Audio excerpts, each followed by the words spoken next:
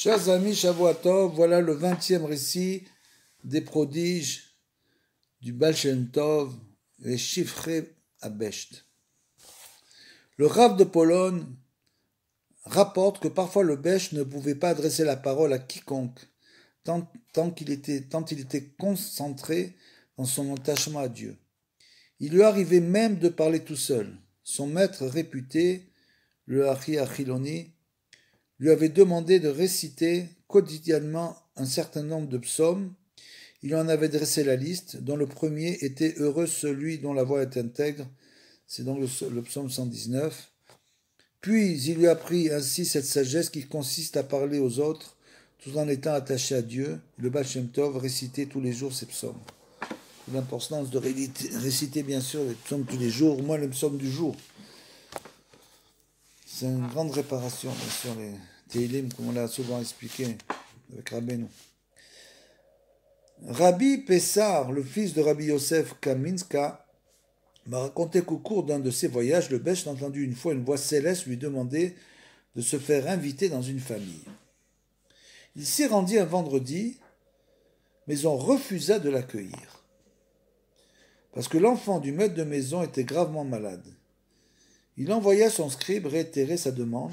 « Comment puis-je accueillir quelqu'un chez moi ?» dit-il, dit la femme. « J'ai un fils gravement malade. » Et sur ce, elle insulta le Besht. Son mari, ne pouvant supporter un tel affront, sortit lui faire des excuses et lui expliquer que la chose était impossible. Il consentit cependant à accueillir le Besht quand ce dernier lui jura qu'il guérira son fils. Après s'être immergé dans le mikvé et vu que l'état de l'enfant était très grave, le Baal Shem Tov ordonna que nul ne restât dans la maison, même pas son serviteur, auquel il demanda cependant d'être prêt à venir dès qu'il appellerait, pour lui apporter le vin du kiddush. Il resta seul avec l'enfant, récita la prière de Mincha avant l'entrée de Shabbat et passa une grande partie de la nuit avec lui. Son scribe, craignant que son maître ne se mette en danger par ses grands efforts de concentration dans la prière, ouvrit lentement la porte et entendit le Besht dire à l'âme de l'enfant « Reviens dans ton corps, tu es obligé de le faire, car je ne peux pas jurer en vain. » Il ne savait pas si l'enfant était mort ou encore en vie. Le scribe ferma la porte et s'éloigna. Environ 1 heure après, il revint et vit le Besht allongé par terre, bras et jambes étendus. Il se releva en disant « Ne t'ai-je pas ordonné de revenir dans le corps de l'enfant ?» Et s'adressant à son scribe, il cria « Hirscht, amène immédiatement le vin du kiddush !» Ils prirent leur repas ensemble.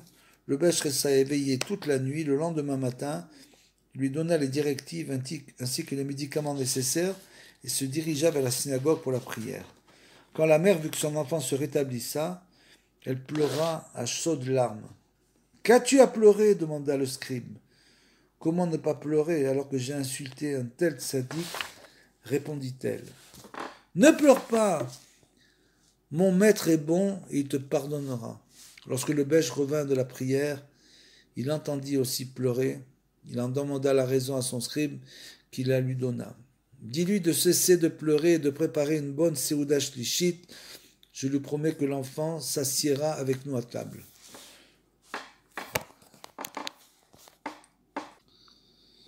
Écoutez la suite. Lorsque le Baal Shem Tov s'était allongé par terre, il avait accepté de recevoir des coups de fouet de feu pour son serment. Il avait ainsi obligé l'âme de l'enfant à revenir dans son corps. Il dut prier pour qu'il vive plus de 60 ans, qu'il ait des enfants et qu'il ne manque de rien. Voici encore un récit raconté par Rabbi Pessar. Alors qu'il rentrait de Kaminka en compagnie de Rabbi Barour et son scribe, avec un chariot de farine qui les suivait, le Besht annonça « Nous allons prier Mincha à tel endroit. » Or cet endroit était très éloigné de Kaminka et il faisait un froid très vif. Tous tremblants, les autres lui dirent « C'est impossible, le froid nous pénètre jusqu'aux os et cet endroit est encore très loin. » Le cocher, lui aussi, était gelé. Ils s'enfoncèrent bientôt dans la forêt où le Besht donna l'ordre de s'arrêter. Il toucha du doigt un arbre qui s'enflamma aussitôt et ils purent ainsi se réchauffer. Le serviteur ôta ses bottes et le tissu qui lui couvrait les pieds pour les sécher. Ils se relevèrent bientôt pour reprendre la route. Rabbi Barour se retourna pour voir ce qu'il allait advenir de l'arbre du Baal Shem Tov, mais le Baal Shem Tov le lui interdit de regarder. Rabbi Folk HaKohen m'a dit que son beau-père, Rabbi Shmeril, n'avait pas de garçon.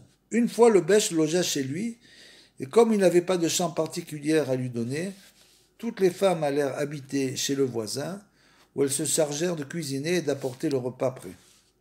Avant le départ de son hôte, Rabbi Shmeril voulait lui demander au Bech, bien sûr, d'intercéder en sa faveur pour avoir une descendance mâle. Mais il n'osait pas. Il repoussa sa requête au lendemain, mais encore une fois, il ne put pas en parler. Soudain, le Bech lui dit « Appelle ta femme !» Il appela et elle vint. Le Baal Shem Tov, donc prit alors son bâton en main et lui dit « Tu vas enfanter un garçon !» Et en effet, cette même année, ils eurent un garçon qu'ils appelèrent David et qui devint plus tard le président du tribunal de Tchitchinik. Chaque fois que sa femme enfantait, même si c'était une fille, Rabbi Shmeril avait l'habitude d'aller chez le Bech et lui remettait une amulette. Il lui offrait pour cela 2 ou 3 pièces d'or, car il était alors un négociant fort aisé, dont le capital s'élevait à 3000 pièces d'or. Il se présenta donc chez le Bech pour y prendre une amulette. « Est-ce que ta femme a eu un garçon ?» lui demanda-t-il. « Oui, répondit-il. Sache que tu vas perdre toute ta fortune. On t'avait donné le choix entre un garçon, on gardait tes biens, et j'ai pensé que pour ton bien, il valait mieux que tu aies un garçon, lui dit-il. En effet, toute la marchandise qu'il venait d'acheter s'abîma, il perdit toute sa fortune et fut nommé prédicateur de Verkova, puis instructeur de la loi à Savran. Le Rav de Pologne et celui de notre communauté racontent que Rabbi Yudel de Chinov, fils de Rabbi Yosef le prédicateur et proche parent du Rabbi Nachman de Kassov, voulait jouir uniquement du fruit de son labeur. Sans profiter de qui que ce soit, il faisait le commerce de la ferraille. Une fois, il voulait passer le Shabbat chez le propriétaire d'une mine. « Que puis-je vous offrir ? Je n'ai pas de poisson, je suis sûr que vous refuserez de consommer de la viande d'une bête égorgée dont vous n'avez pas vérifié le couteau.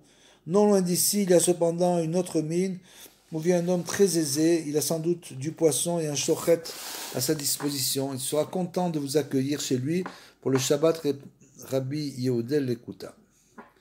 Mais, pour arriver à destination, il fallait traverser un lac où les eaux n'étaient pas profondes. Or, par la suite de fortes pluies ou de la fonte des neiges, les eaux avaient sensiblement monté.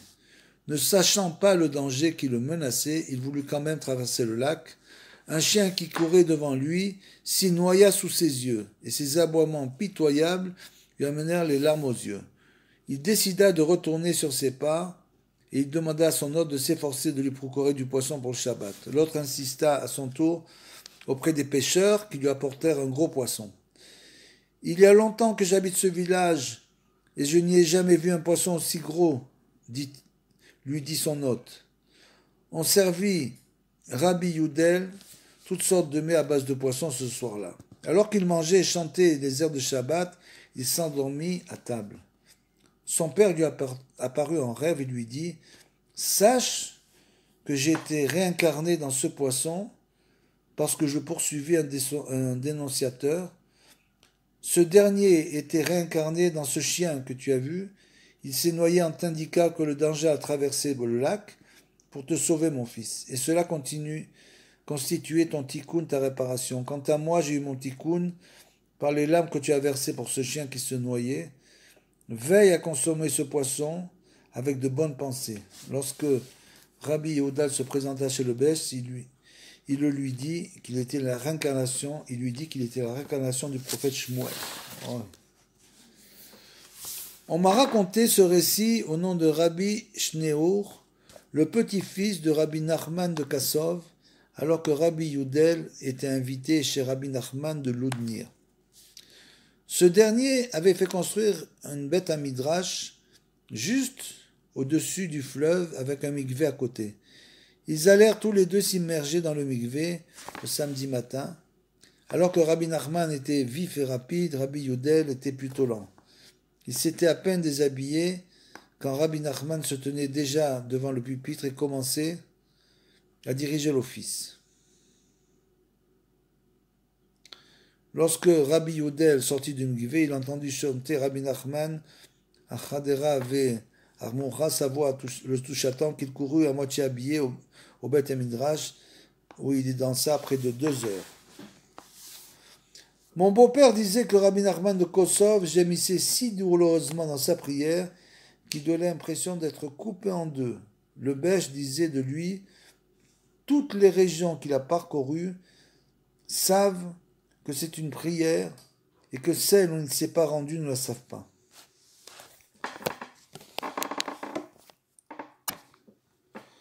Alors qu'on s'apprêtait à réciter la prière du matin à Zolrové, Rabbi Nachman arrêta son chariot plein de marchandises à côté de la synagogue. Il y entra, mit ses téphilines, s'enveloppa de son talit, et sans attendre l'autorisation, il dirigea l'office à la grande colère des fidèles. Mais lorsqu'ils entendirent sa voix plus douce que le miel, ils furent émerveillés. Après le Kaddish des Rabbanan, il récita Odou, avant Baruch She'amar, ce qui allait à l'encontre de leur rite. Il y a des gens qui récitent ça de manière inverse, et donc les fidèles courroucés eurent bien envie de lui faire quitter le pupitre. Mais ils se délectèrent tellement de sa prière qu'ils restèrent figés sur place en se demandant que faire jusqu'à ce qu'il finisse sa prière. Quand il termina, ils explosèrent. « Comment as-tu osé t'imposer sans autorisation préalable pour diriger la prière et de plus changer l'ordre établi par nos ancêtres et les ancêtres de nos ancêtres, qui étaient les grands de leur génération? Et qui nous dit qu'ils sont au Gan Eden, répondit-il. Ces paroles ne firent qu'accroître leur colère. Or, parmi l'auditoire se trouvait un vieillard, Rabbi Alexander, l'auteur de l'ouvrage Tevuot Shor, qui, à cause de son âge avancé, avait laissé son poste de Maguid à Rabbi Zalman, et c'est ce que ces derniers lui ont voulu de plus. Rabbi Alexander intervient et dit à Rabbi Zalman, « Laisse cet homme en paix, car il est toujours avec l'Éternel. » À ce propos, j'ai entendu une fois Rabbi Gedalia raconter, Rabbi Alexander avait l'habitude de dire qu'il lui est plus facile de trouver 10 sortes de réponses différentes sur une question que de réciter une seule fois la Hamida comme il le faut. Rabbi Zouché d'Anapoli raconte quant à lui, alors que je venais de quitter mon frère Rabbi Emimeler et que je passais par la ville de Zolkeve, je m'arrêtais dans un Beth Midrash et je choisis une place pour y prier. La prière que j'ai récitée fut si pure et si claire qu'elle ressemblait à celle du Baal Shem Tov. J'en ignorais la raison. On me rapporta après coup que cette place était celle de Rabbi Alexander. Shavuot Tov ou Mevorah à tous.